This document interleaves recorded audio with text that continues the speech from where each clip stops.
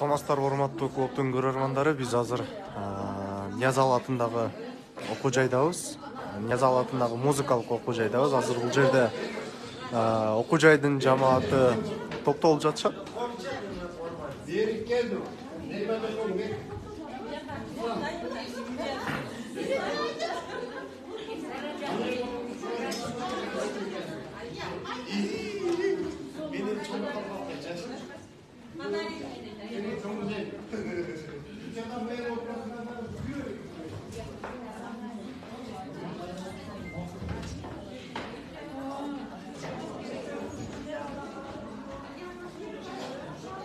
Урматтуу көрөрмандар, кече өзүңүздөр билгендей, Ниязалы атындагы музыкалык окуу жайда директор кабинеттин Самара Каримова милициялар менен келип ачкычын ачып, мектеп жамаат тарабынан ал кабинет жабылган болчу. Самара Каримова милиция кызматкерлери менен жана ошондой эле ачкычты ача турган кишилер менен, усталар менен келип эшикти ачып, ачкычтын мындайча айтканда замогун алмаштырып кирген болчу. Азыр мугалимдердин айтымында эртең менен кайра милициялар менен келип директор кабинетине кирген. Азыркы учурда мектептин окуу жайдын жыйындар залында азыр мугалимдер топтолуп жатышат. Азыр мугалимдердин өзүнөн комментарий алсак. Саламатсыздарбы, эжекей? Эжекей, саламатсызбы? Тиз эфирдебиз. Айткан деле сөз бекер экен. Бул Самарага сөз касырет экен. Жөнөкөй. Азыр эжеке ошондо кайра эртең менен кайра келдиби? Кандай болду? Эртең менен келип отуруп, бирок эч ким аны түзмөп этпейт, директор катары. Биз аны бир күндө отургузбайбыз. Директор болбойт. Азыр коллективный профсоюздун жыйналышы жасап, коллективный кайрылабыз, кайрылуучу жерлердин бардыгына. Керек болсо до президентке. Президенттин өзүнө да кайрылабыз. Самараны бир күндө отургузбайбыз биз. Самара ойлонбой эле койсун, өмүрүн үзүп койсун. Апелляцияга беребиз, анан тышкары эгерде биздин үстүбүздөгү министрликтер кыймылдабаса, башкалар кыймылдабаса, биз өзүбүз барчу жерге жөөдө барып туруп арызданабыз. Замовсламалады. Бирөөнүн эркек катына келип мага мен болсам десе отургузуп коебуз деп бул неме эмес да, менчик неме мектеп эмес, менчик училище эмес, бул мамлекеттик окуу жай. Анан кийин Самара деп эле асалдын эркек катына училищеге отургузса отура береби? Бул мурдагы жылы немеге музейге алып барып койду. Анан кийин башка жака алып барып койду. Мейли мамлекеттик сыйлыктарды бере берсин, акчага сатып ала берсин, бирок мына мамлекеттик кызматка бар жок нерсени билген, коллектив менен иштеген, эмгек стажы бар, билим деңгээли, диплому дал келген ушул окуу жайга жарай турган болсо анан кийин коюш керек да. Биздин немелер каякты карап жатат билбейм азыр. Ошондуктан Самараны биз отургузбайбыз. Коллективный бардыгы каршы. Эч ким Самарага неме кылган жок. Самара отурбайт, өмүтүн үзө берсин. Эч ким кылмайт. Бүгүн эртең менен деле кайра келдиби? Кандай болду ал? Эшикти бузуп кирди. Баскынчылардай баягындай милициялар. Эгерде мугалимдерден бири мугалим турган десе ошончо милиция келбейт эле.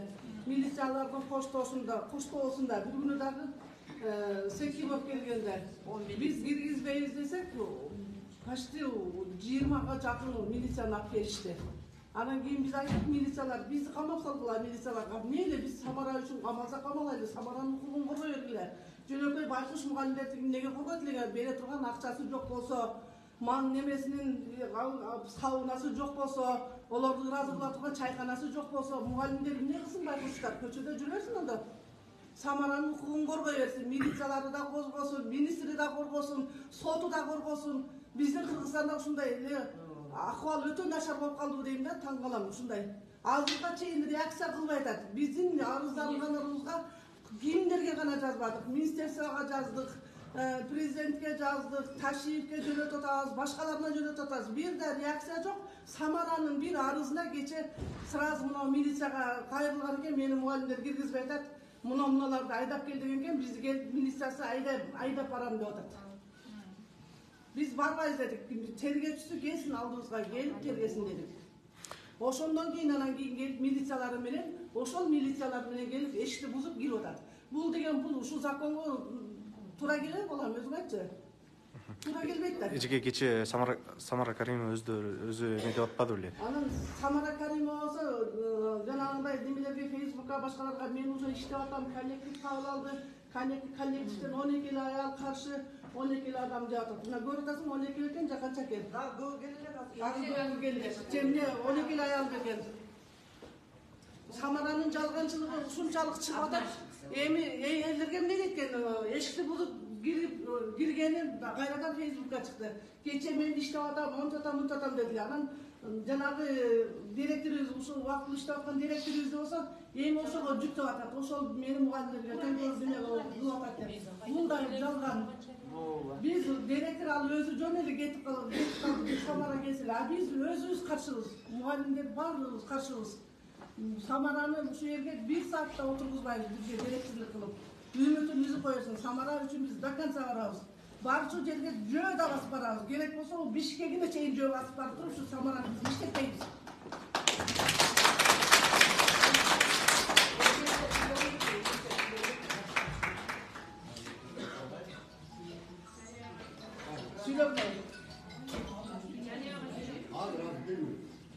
Жаштардан оюңарды айтып коеюн. Профсоюздун собранияны отабыз.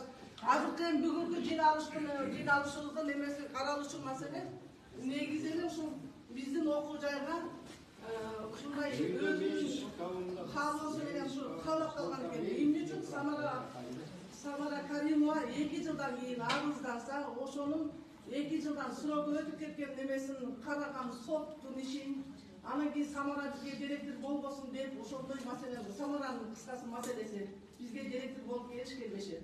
Бир ушул маселе, бир эле ушул маселени тегерегинен сүйлөйбүз. Оюңуздарды айтсаңыздар.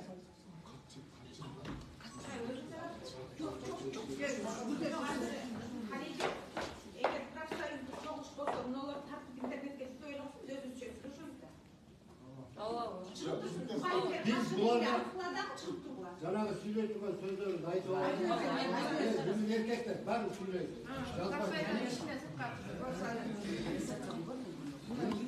Эркектер да сүйлөсүн. Эжекелерди аксакалдарды сыйласак, үйлөр бүтүн аялдар сүйлөп атат. Бүгүнкү болуп аткан ситуацияны көрдүңөр. Бул бүгүн эле эмес, 4 күн 5 күндөн бери болуп атат. 14-күнөн бери. Себеби дегенде, бул кыздын бизге келиши незаконный болду. Бул кыз 2 жыл мурун приказ менен келгенде, анын документтерин карабастан, ошол жана Бакыт Секунов деген приказ чыгарып койду. Булар дагы ошол моментте мамлекетте жанагы министр каза болуп калып, ушу пытыр болуп аткан мезгилде приказ чыгарып берген. Бул Асандын айлакерлиги. Эми дагы азыр келип туруп ушул мезгилде мына президент урулдар болуп, инаугурация болуп элек мезгилде дагы ушул нерсени чыгарып ишти. Ошон үчүн азыр биздин коллективде дагы бул жөнө турбастан үйүндө 2ге бөлүп, менин үйүмө келип атат деп мисалы үчүн азыр коллективде эч ким туруп айта албайт, мисалы үчүн бар. Бул дагы жаман. Өзүнө караштуу тияк бияктагылар неме кылса керек, азыр мына соцсеттерде бүтүн фейктер коюп кетпеди. Ошон үчүн бул кыз биздин коллективге келип иштешке татыксыз билимине жетпейди. Мунун артында турган адам ушуну күтүп атат да, сен отурбай мен иштеп калам. Ал адамды да билебиз ким экенин. Ким экенин Биз деле эмес, Асан да. Кыргызстан билет. Силовой структуралар полный билет. Азыркы моментте бул амал өткөн. Мурун ушундай амал менен иштеп, биздин Кыргызстандын болотого отуруп калды. Эми бирок биздин маданиятка ушул адам келип алып туруп жазычу салып атат. Театрда да чугуп кубалап чыгышты. Музейге барып, музейде алып берди. Эгер жакшы болсо, кой ушул иши мени бизге жетекчи болсун деп иштетпей беле. Мунун артында жаман турбайбы? Жаман иштер болуп атпайбы? Ошон үчүн. Анан эмне үчүн биздин коллективге келип алат? Бул жерде мына бизге мына 14-төн бери 13-14-төн бери. Ошонон бери биздин сабактарга ким жок? Ызычуу мына жерде. Келип алып эшикти такылдатат, келип мен отурам дейт. Мына профком отурат, завуштар отурат. Илгертен бери иштеп келген атактуу мугалимдерибиз отурат. Ушуларды көзгө илбей мен директор Бұл директор ол не кылып берет? Ушуга чейин нени көрсөт? Бардыгы кылган иштерин билебиз. Тескери жол менен келет. Заслугаларын да билет. Буну мен эле эмес, Бишкектен айтып атышат. Кандай жол менен алган? Баары билет оны. Анан эми бизге келип алып ошондой адам бизге келип кантип директор кылат? Мейли болупту келсин. Кана документ, эч баласы жокто. 3-курста Маданият техникумда окуган адам кантип бизге директор болот айнала? Мүмкүн эмес. Бул жерде иштешке такыс.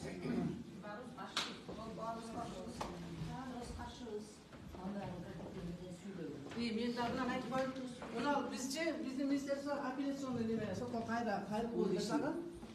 Эгер ушунун чечими чыкмай сайын Самара келип отурбаш керек. Азырда отурган законго туура келбейт. Мына ушул чечим чыгып, биздин апелляционный сот немебизди карагандан кийин анан ушулар чечим чыгарса анан Самара келип отуруш керек эле. Бул жагы да законсуз болуп калды. Ошону айтып коеюн. Өзүңүз тааныштырып кетесизби? Мен ушул яз абасындагы окуу жайына кыргыз эл аспаптары бөлүмүндө мугалим болуп иштейм. Мен эми ушул азыркы ушул кырдаалда мен министерствого эле кайрылгым келип турат да. Эмне үчүн мына бир жумадан бери, бир жума болду. Ушундай интернет айдыңында резонанс жараткан мындай ызы чууну неге реагировать этишпейт? Неге көңүл кош карап турушат бизге? Биздин болгон биздин училищага болгон эмне үчүн Маданият министрлиги бир жума өттү, көңүл кош, кандай десем, реакция жок. Чечилбейт. Кайдыгер карап турушат. Эмне? Угуп атышат. Көрүп атышат. Почему бизге реакция жок? Көрүп атышат, угуп атышат. Канча уже резонанс жаратып атат мына интернет айдынында. Туурабы? Мисалы бул жерде кече эжекелерибиз какшап, боздоп, чындыкты чыркырап аткан жерде дагы мисалы эч ким реакция жок. Бир жума болуп атат. Мына көрүп атасың. Бул жерде мен айткым келет. Мисалы биздин мугалимдер, бизди окуткан мугалимдер бар. Бул жердечи 90-жылдарда окуган мен да ушул яз абасында музыкалык окуу жайда. Бизди окуткан мугалимдер чыркырап, чындыкты чыркырап айтып атса да эч бир реакция болбогонда биз таң калып турабыз да ушул министерство тарабынан бул кандай бул деп. Анан да мен айткым келет. Бул жерде иштеген мугалимдерчи мисалы айлыктан айлыкка кошумча кирешеси жок эч кимдин. Айлыктан айлыкка тыйын санап жашайт. Жанагындай киреше булактары жок ашыкча. Мисалы бул жерде садик төлөө, мисалы айлыктын эсебинен садик төлөп атышат. Студент балдар, кыздардын окуткан контрактын төлөп атышат. Мына бул жерде жаш мугалимдер мисалы биз дагы эл катары бир үйлүү болуп калайлы деп ипотека кредит алып, кредиттерин төлөп атышат. Ошондой болсо дагы күлүп жайнап, кабагым кашым деп ушул маданият тармагына өздөрүнүн салымын кошуп атышат. Бул жерде мисалы да эгерде ошону укпаса биз крайний мерада барышыбызга туура уже бизди ошого түртүп атат да, иш таштоого барганда бизди коллективди ошол түртүп атышат уже. Биз ошого келип калдык уже. Мен айтар элем ушу кадровый маселени жакшы карабай атышат да. Кайдыгер мамиле кандай бул иликтебей туруп эле кандай бул бизге туура келбеген, билими жок, соответствие этпеген адамды бизге келип директордук коюш керек. Биз ошого бир жумадан бери ошого нааразы болуп турабыз. Бизде азыр уже биздин ушу коллектив боюнча иш жумуш таштоого, ансыз деле бир жумадан бери үзгүлтүккө учурап атабыз. Студенттерге сабак өтүлбөй үзгүлтүккө учурабыз. Ошону жогору жактагылар угуп койсо деген кайдыгер мамиле кылбаш керек бизге. Андайга жетпеш керек. Жок, ошону менен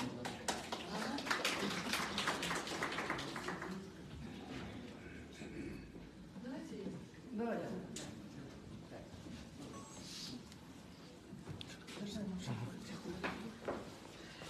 Так, Муравьева Татьяна Николаевна, преподаватель физической культуры и образования. Я хочу сказать, что я работаю в этом коллективе 46 лет. И вы знаете, вот такого у нас никогда не было. Мы всегда жили в дружбе, в понимании. И мы надеялись, что То есть музыканты это очень тонкий народ, тонкая субстанция, которая несут любовь. Без любви здесь никак нельзя, понимаете? И вот когда нам назначают директора Самару, да, которая совершенно нам не подходит ни по каким рамкам, не только образование, человеческий фактор здесь важен.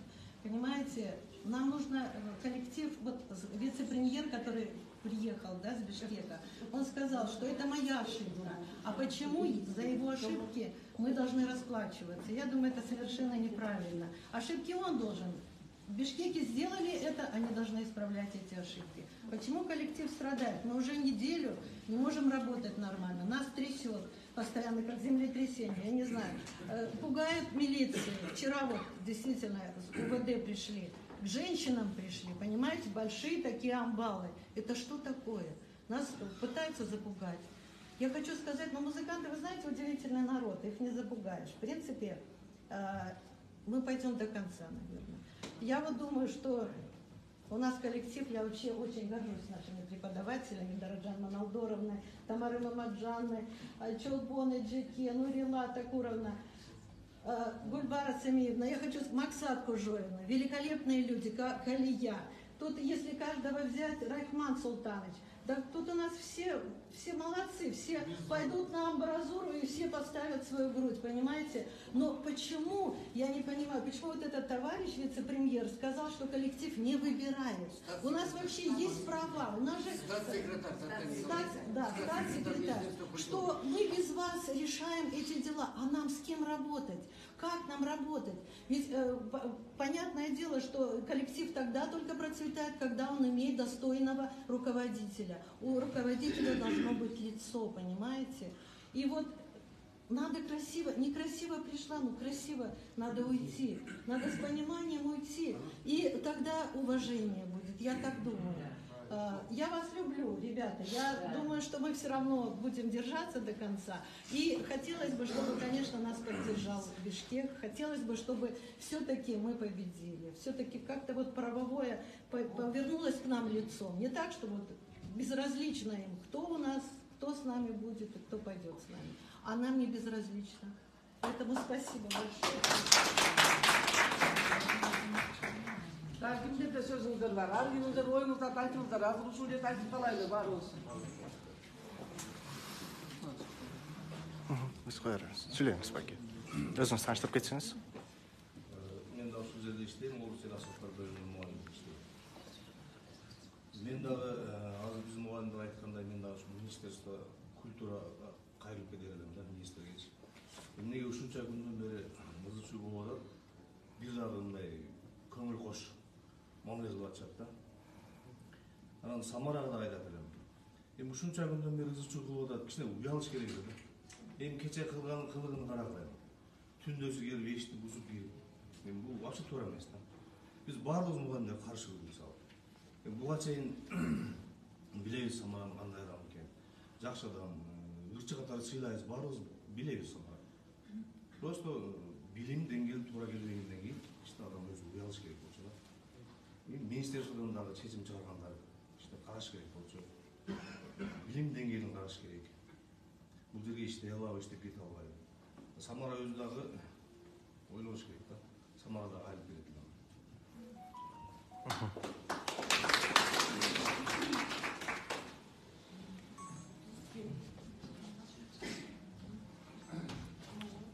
Ежеге бийикирээк сүйлөй бересиз, эми ал жакка көрөрмөндөр. Бийикирээк сүйлөйсүңүз эже. Мұғалім болып іштейм, мен тамағымдан құрылтып біраз. Мен ушул 14 мың бері болып отқан ушу биздин көрүнүштөргө баарыңыздар куу болуп отурасыздар. Мен ушу министрдин штат катчысы келгенде эле биз ушундай суроо бердик да, сиздин өзүңүздүн кандай билимиңиз бар, музыкалык билимиңиз барбы деп. Ал айтты, менин музыкалык билимим жок, мен мэрияда тиякта деди, бир ошондой нерселерди айтты. Анан мен айткым келет да, ушул маданият министрлигинде өздөрүнүн музыкалык билими жок, мындайча айтканда эми сабатсыз дейинби, кандай дейм, ошондойлор болуп турса, бизге дагы ошондой жетекчилерди түртүп атат да. Мен ушул жерден министрликке, ошо маданият министрине Нуржигит мырзага кайрылып кетет элем да. Ошо 14 бери биз 5 күндөн бери какшап атабыз, биздин үнүбүздү эмнеге укпайт? эмнеге жооп бербейт бизге? Ушунча мугалимдин бардыгы тагдыры бар берби? Биз ушунчалык өкүнүп ушу ички дүйнөбүз өтө кандай десем тарып турган мезгилде азырчы. Ушу кадровый маселесин карабасак, бизде ушул нерсе уланып кете берет да. Самаранын кечээ биз берген интервьюларын көрдүк, бирок Самара үчүн мен Самарага айтат элем. Ушул кылгандарымдын бардыгы мен сага кызым катары эле айтайын, ушул кылгандарымдын бардыгы уят да, уят. Жалгандын дагы бир мындай чеги болуш керек да, чеги менен сүйлөш керек. Бир 10 чакты эле мугалим мага каршы дейт. Могулордун бардыгы отургандардын баары сага каршы. Самара ушунчалыкка жеткирбей эле сен өзүң сыйың менен биринчи күнү келгениңде ушу мугалимдер сени жакшы кабыл алышып, өздөрүнүн каалоо тилектерин айтты. Мына биздин устат мугалимдерибиз отурат ушул жерде. Мен 25 жыл болду ушул жерде окуу жайдын бүткөнүмө. Биздин мугалимдерибиз жакшы өзүнүн каалоо тилектерин айтты. Кызы катары, кызым, биз сени сыйлайбыз. Жакшы ырчысың, эстрада ырчысың, бирок сен биздин структурага туура келбейсиң деп. Ошондо эле эгер акыл болсо дегенди жыйынтык чыгарса болот эле да, Самарачы ушунчалыкка жеткирбеш керек эле. Ушунчалык болдубу, биз аягына чейин турабыз. Биз Самараны директор катары кабыл албайбыз, коллектив.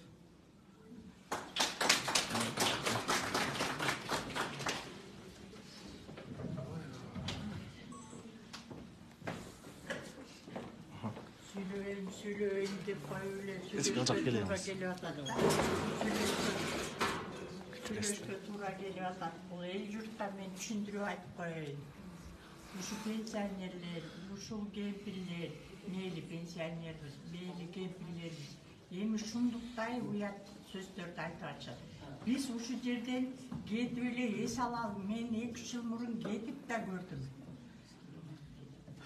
Ар бир кесип бизде өзүнө гана жарашалуу сабактарды бере алат. Мен өзүмдү айтсам, биз теоретик музыковед болобуз. Бизде бекеринен ушул музыканын мээси деп айтат да. Биз бардык кесиптеги, бардык аспаптарды окуган мугалимдерге, балдарга, окуучуларга сабак беребиз. Азыр бизде бул менин кесибимди окуш өтө татаал биринчиден.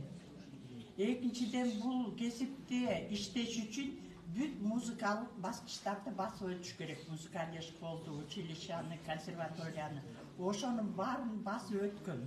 Азыр эми мен кетип калайын десем, мугалим жок болуп атат.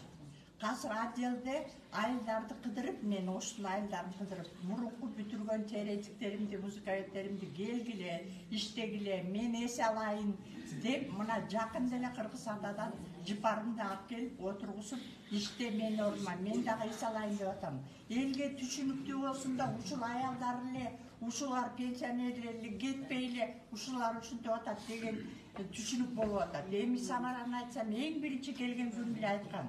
Самарчыга эч ким жок да, директордун кабинетинде сүйлөшүп эле кетип калчы, сен боло албайсың. Мисал, бир эле мисал келтирейин, кааласаңар укула, каалабасаңар кабыл албагыла.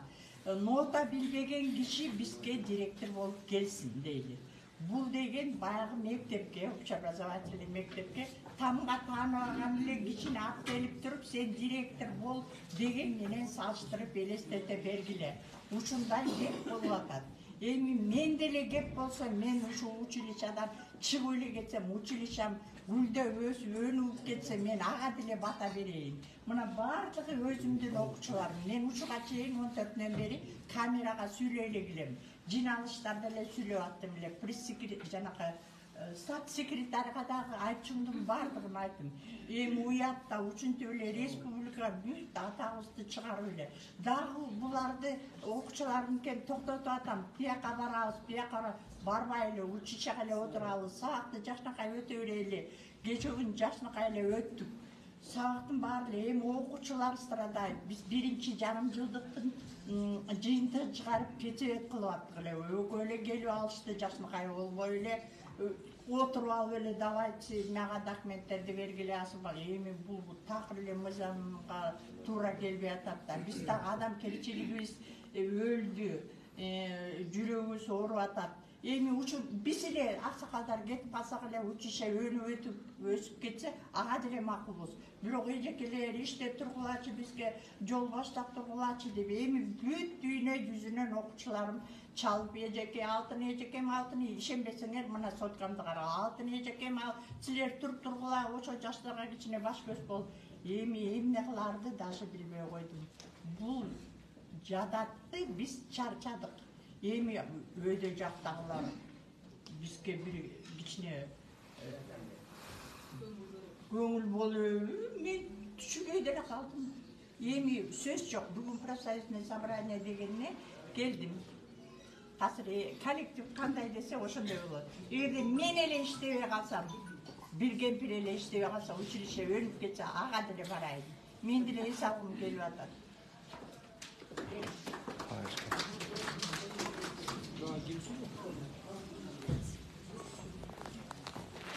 Siz süйлөшпөйсүң. Мындан кийинки чаралар кандай болот эми азыр?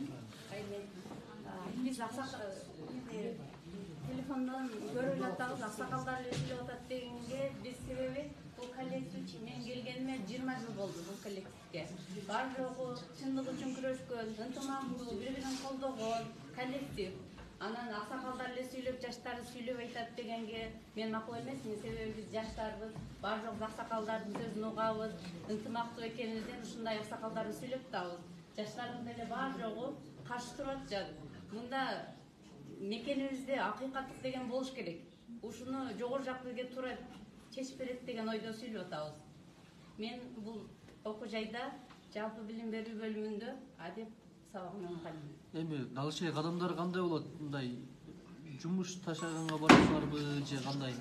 Эми бар жогу каршы туруп атат, ушундай жумуш таштоого барат окшойт. Анткени бизде адамдардын ден соолугуна дагы зыян келип атат, анан окуубуз үзгүлтүккө учуп атат. Кандай зыян келип атат ден соолук? Бар жогу жалат бар жогу түн менен. Түндөгү окуя болгондон кийин андан дагы ден соолугу начарлай баштады. Аты жөнүңүздү тааныштырып кетесизби же? Аты жөнүм жалпы билим берүү бөлүмүнүн мугалимимин Актибаева Айчолкон. Рахмат эжеке. Знаете, я что хотела сказать. Вот я недавно посмотрела просто программу президента, да? Там написано, что одной из его задач это вот именно кадровое решение вот этих кадровых проблем, да? И он свою работу начинает с того, что назначает нам в музыкальное училище профессиональное, да? Певицу, да, эстрадную певицу. Но это вот самый первый шаг вот безграмотного отношения вот именно к своей же, ну как бы происходит противоречие. Вот. И насчет министерства тоже подписали, да, и вот смотрите, никакой реакции, уже неделя идет вот эта вся, да, уже все знают, я знаю, вся республика знает. И то, что никакой реакции от министерства, вот это тоже интересный вот подход.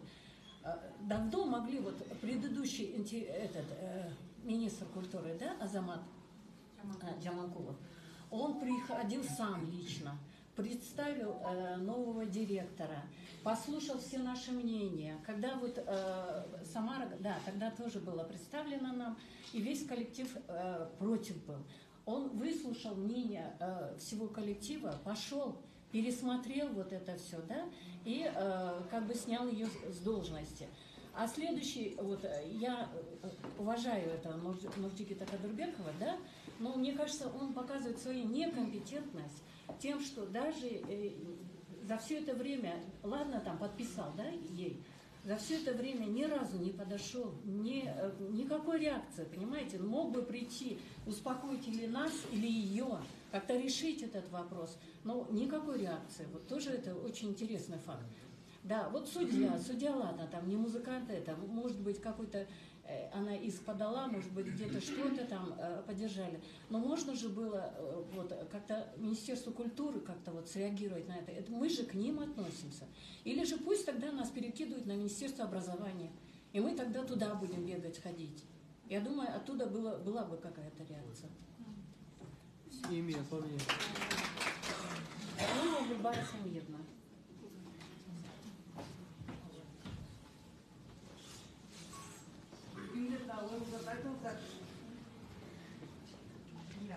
Профсоюзный собрание. болот, профсоюз собрание болот ата. Оюңуздарда айтыңыздар, бар 5-6 аял, 10 аял эле каршы болсо да башкаларын да уксын деп атам да келишип келдилер. Айтыла оюңарды баарыңарды айтыла дагы анан биз чечим чыгарабыз. Баарыңардын оюңарды угайлы. Анан кийин неден токтом чыгарып биз коллективный арыз жазайлы. Профсоюздун чогулушунун жыйынтыгында протокол түзүп, анан токтом чыгарып, я ана сен да шундай болгон кезде ким чыгат? Булар биз турганда каршымыз. Интернетке жайылып анан кийин мындай болот. Да ушулар чыгып тура берсин. Интернетке мейли жайылырсың, биз профсоюз азыр сүйлөгөндөр интернетке кете берсин. Азыр мындан кийинкиси кирбей эле койсун. Булар үчөөнү чыгып турsun. Хорошо. Урматтуу көрөрмандар, азыр биз мугалимдердин талабы боюнча биз азыр профсоюздун эмесинде чыгып турууну суранышты. Азыр биз Самара Каримованын өзүнөн деле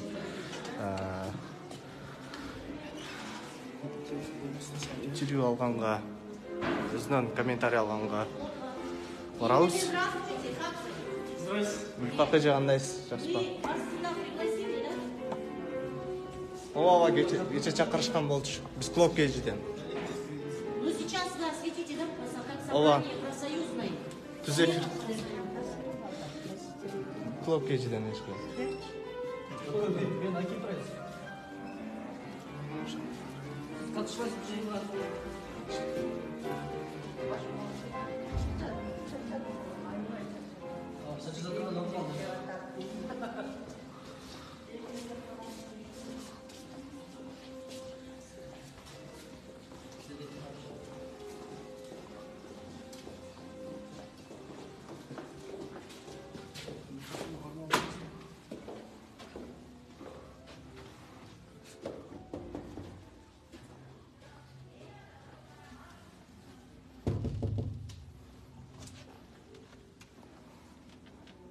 Саламатсыздарбы? Самарайым, саламатсызбы? Биз клуб кежиден. Саламатсыз. Жактан алсак болот да? Кандайсыз? Клуб кежиден. Ооба. Мен Аки прайс. Ош. Биз алгач эле суроо берейин. Кечинде биякта милиция замок алмашырды директор дешти, анан уже Рахмат. Келгениңизге чоң рахмат. Мындан кийин дагы сиздерден суранам, ошо бийлик биздин таланттуу жаш балдардын дагы ушундай калың элге таанылышына ушундай салымыңыздарды кошуп берсеңиздер абдан жакшы болот эле. Бат-баттан чакыртырабыз, келип туруңуздар. Ал эми өзүңүздөр билесиздер, мына приказ негизинде 15-январдан тартып мен бул жакта бардык банк жана финансы документтерине биринчи кол коюу укугу менен штаттык тизимдин аймакы ылайык Ниязаловна Ошол мектептик музыкалык окуучунун директор кызматына калыбына келтирилсин. Мен бул жакта өзүмдүн мыйзам чегинде приказым бар. Бул жакта буга чейинки иштеп кеткен Нурлан Каримовдун кошотуу жөнүндө дагы бул мыйзам чегинде приказы бар. Жана ошондой эле бул соттун дагы чечими, өзүңүздөр билесиздер, бул жерде эч кандай неме жок. Жана ошондой эле бул биз мурун окуу жай күйүп кеткен 2018-жылы билесиздер, ал жакка окуганга такыр туура келбейт. Биз ошого байланыштуу өкүнүчкө карай азыр жатаканада окуп жаткан учурубуз. Ал эми жатакана кечки саат 10до жабылат. Бул жерде студенттер, кыздар, балдар, мугалимдер жашайт. Менин жетекчи катары саат 10до жабылат эшигибиз.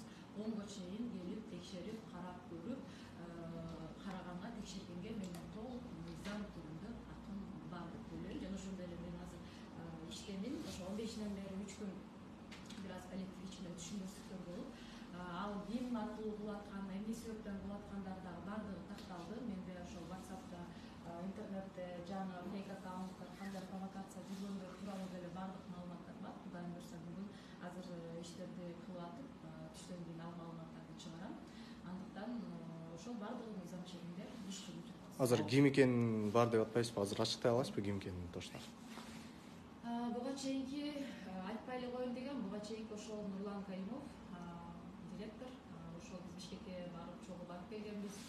Биз министрдин приемунда болгонбуз, министрлердин стат катчынын кабинетинде болгонбуз, экөөбүз чогуу барып 13-январ баардыгын сүйлөшүп, буга чейин мен соттошуп, сот процесси болуп жаткан учурунда эле Нурлан Каримов билет болчу. Жана ошондой эле ал кабинет коллективге эч кандай маалымат берген эмес. Өзүнүн ишке кеткендиги жөнүндө дагы маалыматтарды берген эмес. Ошондуктан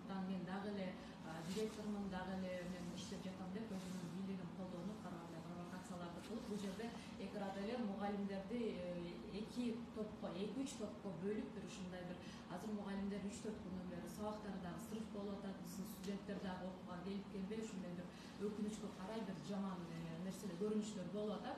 Бирок азыр бардыгын түшүнүп алып, көптөгөн мугалимдер келип WhatsApp'тан жазышкандарын, кандай маалымат берилгендерин бардыгы мага өздөрү айтып жатышат. Үйгө да келип ушундай болду эле, биз ушундай болуп калдык деп. Мен бул жерде мугалимдерге же башкаларга эч кандай таарынычым жок. Мен мугалимдерди ушунчалык сыйлайм. Анткени Ниязалы биздин окуу жайыбыз Кыргызстандагы эң мыкты окуу жайлардын бири. Мындан кийин дагы эң мыкты окуу жайлардын сапкашында болуп калат. Андыктан биз азыр эле силерге чейин биздин зам директор кирип кеткен. Биз ошол быйылкы өзүбүздүн иш-чараларыбызды, өзүбүздүн келечектеги пландарыбыздын бардыгын такташып, жана ошондой эле бөлүм башчыларына чакыргам. Кандай инструменттер, кандай бизде жетишпестиктер бар, ошолорду тактап, кадимки иш жүзүндө жүрүп жаткан учуру. Азыр Самарайым, азыр сиз айтып кетпедиңизби, мен үйүмө чейин келип деп атпайсызбы? Негизинен бул жерде канча мугалим иштейт, анан сиздин үйүңүзгө ошондой эле канча мугалим барды да. Бул жерде азыр биз жыйындар залында азыр профсоюздук өздөрүнүн жыйналышын кылып атышат. Сизди биз директор катары кабыл албайбыз деген. Ошондо азыр биз бул жакта биз 20дан ашуу мугалимдерди көрүп атабыз да, андан ары алар жумушка келбегендер деле бар деп атышат да. Ошондо сизге канча мугалим сизге кайрылды, бизди ошондой провокация кылып атат деп атпайсызбы? Анан ал жерде биз директорду көргөн жокпуз да ал жерде. Мугалимдер азыр ошол мугалимдер бул араларында деле отурат. Бул жакта эмне болуп сүйлөгөндөрүн, ким эмне дегендердин бардыгын WhatsApp'тан мага жөнөтүп атышат. Биз кээде оюбузду ачык айта алабыз, кээде айта албайбыз. Анткени биз Нурлан Каримовдон коркобуз, ал бизге дагы эле директормун деп айтып атат деп ушундай бир 20-30 мугалим колдойбуз деп ушуну өзүнүн пикирлерин айтышты. Студенттер дагы колдоп. Канча мугалим иштейт ошондо? Таксы. Бул жерде так мугалимдердин санын айтсам, ошол 93 мугалим иштейт. Анан буга чейинки иск боюнча суроодо соттогучу 2 жылдан кийин доо берипсиз 1-май райондук сотунда. Юристтердин айтымы боюнча бул уже кечиккен мөөнөт болуп калат деп атат. Ошондо кандай болуп калды? Кандай десем, бул жөнүндө эң мыкты юристтер, эң мыкты өзүнүн тармагындагы адистер иштеди, иш алып барышты. Мунун арасында өзүңүздөр билесиздер кандай убакыттар өттү. Мен ушул аркасында ооруп ден соолугум менен жүрдүм, кичине чыгармачылык менен жүрдүм. Бул сотту бүгүн берсең эртең эле чыгып калган процесс эмес. Бул канча ай, канча өзүнүн мөөнөттөрү, кандай өзүнүн процесстери менен өтөт. Андыктан мен иштеп жаткандын бардыгы өзүнүн мыйзам чегинде. Ошондуктан жогоруда айткандай сиздерден суранат элем, бизде буга чейин Ниязалыда эң таланттуулар окушу жөнүндө кандай деген таланттар бар экен, калың элибиз билбейт да. Ошого сиздерден медиа тармактан суранат элек. Мындан кийин дагы келип биздин окуучулар жөнүндө ушундай съемкаларды кылып, биздин мыкты мугалимдер, студенттер жөнүндө тартып, элибизди баштаптан чыгарып, аларды калың элге таанылышына, чыгармачылык жолуна дагы жардам берсеңиздер, абдан жакшы болот. Азыр дагы бир суроо да, азыр мугалимдер массалык түрдө иш таштайбыз дегендей болуп атат. Эгер иш таштай турган болсо сиздин кадамыңыз кандай болот? Иш таштайбыз, бардыгы массалык кандай Пикирап сүйлөйбүзбү бул жакта? Бардыгы андай массалык таштайбыз деген жок. Айттым го, ошол үйгө дагы келип, андай WhatsApp'тан биз көчөгө жолугуп ушундай бир эмелерди болуп атабыз, иштейбиз, колдойбуз. Бизге жаңы улануу керек, бизге жаңы имарат керек, бизге жаңы реформалар керек, бизге эң ошол Ниязалынын жакшы жагына огушубуз керек деп колдоп жаткан басымдуу коллективдар бар. Кечиресиз Самарайым. Бул жакта министрлик дагы апелляциялык сотко кайрылды да. Апелляциялык сот каралгычакты сиз иштеп турушуңуз кандай деп ойлойсуз өзүңүз? Сот процесси жүрө берет. Соттун решениясы чыкканга чейин бул жакта мен соттун министрдин приказы бар. Ошонун негизинде 15-нен баштап мен мыйзам чегинде окуу жайдын директорумун, иштей берем. Анткени биз 15-нен баштап бул жактагы ар бир нерсеге, ар бир толкой бир ручкага чейин башын жооп берем да. Ошондуктан бардыгы мыйзам чегинде. Кыргызстан мыйзамдуу өлкө. Андыктан биз мыйзам бузган эч кандай иш-аракеттерге барган жокпуз. Азырда наркы профсоюзда жыйындар залында топтолгон мугалимдер эгерде жумуш таштаса сиздин кадамыңыз кандай? Эгерде сиздин директорлукка келишиңизге нааразы болуп өздөрүн жумуш ордун таштаса? Ошол бардыгы мугалимдер таштайбыз деген жок. Арасында ошол атайын бир провокация кылып Нурлан Каримовдун эмеси менен болушу мүмкүн, бирок баардык мугалимдер таштайбыз деген жок. Колдоп иштейбиз, жаңыланабыз деп ушундай колдоп чыккан мугалимдер да абдан көп. Эже кечиресиз, бир аз кечирип калдык. Түнкү окуя боюнча айтсаңыз, түнү эшикте бузуп кирди, ушинтип бузуп кирди, ар кандай кылыктар болду деген пикирлерди алып да ушундай. Саламатсыздарбы, кымбаттуу Ош Биrim телеканалынын жалпы көрөрмандары. Кечиндеги окуя боюнча өзүңүздөр билесиздер, 15-январдан бери ошол соттун чечими менен, министрдин приказы менен мен өзүм мыйзамдуу ошол директор катары жумушка чыкканмын. Өкүнүчкө карай, ошол мурдакы директорубуз Нурлан Каримов интернетинде интервьюга чыкканда башкача сүйлөп, бирок сахна артында башкача кадамдарды кылып, ар кандай провокацияларга барып, ушундай бир иштерди кылганына байланыштуу ушундай бир түшүнбөстүктөр болуп жатат. Эми бул закондуу ченемдүү эле көрүнүш, анткени ар бир жерде ушундай окуялар болот. Башында мен ойлойм, мугалимдер менен тил табышып кетем. Алар менен буюрса жакшы чоң мыкты проекттерди, мыкты ийгиликтер бардыгы алда деп ойлойм. Жана ошондой эле мен 15-январдан баштап бул жакта, бул жер жатакана, биздин окуу жай күйүп кеткен, өзүңүздөр билесиздер, окууга жараксыз, биздин эмне деген инструменттер бардыгы күйүп кеткен. Ошондуктан биз жатаканада окуп жатканыбызга байланыштуу жатаканабыз саат 10-да жабылат. Бул жерде мугалимдер, студенттер жашайт, аларды келип жетекчи катары келип карап көрүп, анан өзүмдүн кабинетимди ачып иштегенге мен толук акым бар, укугум бар, мыйзам түрүндө бардыгы туура. Мына ошол эмелерди көрүп алсаңыздар болот. Бул жакта кааласаңыздар, мына тартып алыңыздар, жакын 15-январдан баштап. Күндүзү деле милициялар менен келип кирди деген сөздөр болуп атат да. Милицияларды мен чакырган жокмун. Бул жактан чалуулар болуптур. Ал эми биздин мыйзам ички иштер кызматкерлери чалуу болсо келет. Ал эми мен өзүмдүн жеке тарабымдан эч кандай аларды чалып, же болбосо алдыма алып келип, ушундай кылган жерим жок. Күндүзү деле анан мен интернетке туура эмес маалыматтарды чыгарып атат, мугалимдердин үстүнөн арыз жазды, андай деп. Мен мугалимдерди абдан сыйлайм. Алар эң мыкты дасыккан өзүнүн тармагындагы мыкты мугалимдер иштейт биздин жамаатта.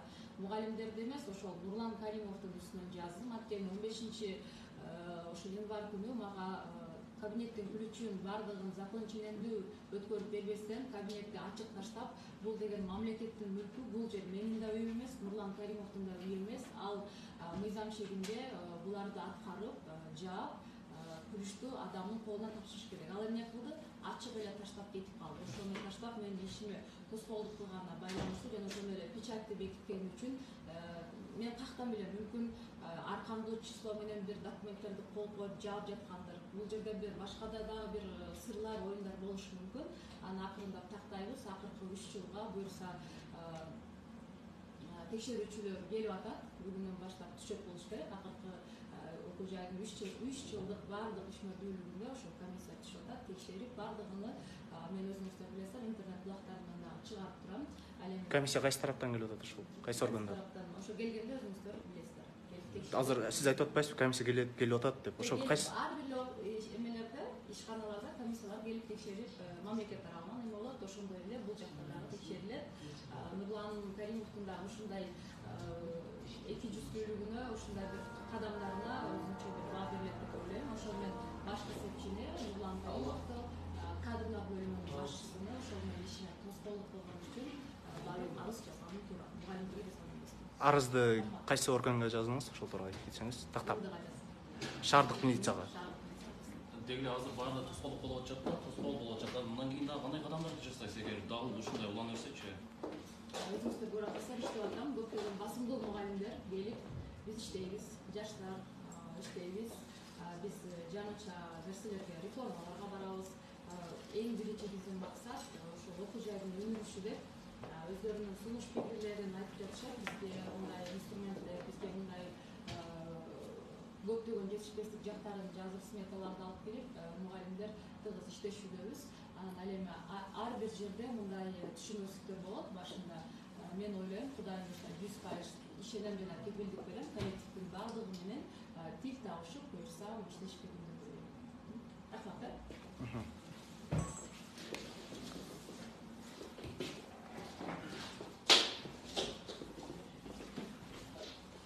Самар айым, бул сиз тараптан коюлган эмеби же буга чейин бар беле бул? түске чейин болгон.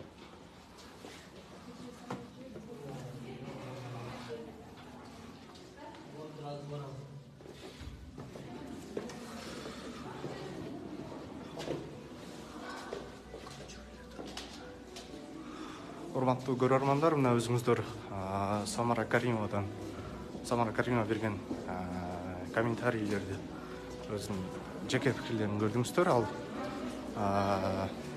окуу жайдын буга чейинки директоруна, ошондой эле бухгалтердин үстүнөн Ош шаардык милициясына кайрылдым деп айтты. Ошондой эле кээ бир мугалимдерди провокациялуу сөздөр менен мага каршы коюп атат деген өзүнүн пикирин айтты. Азыр бул жакта жыйындар залында мугалимдер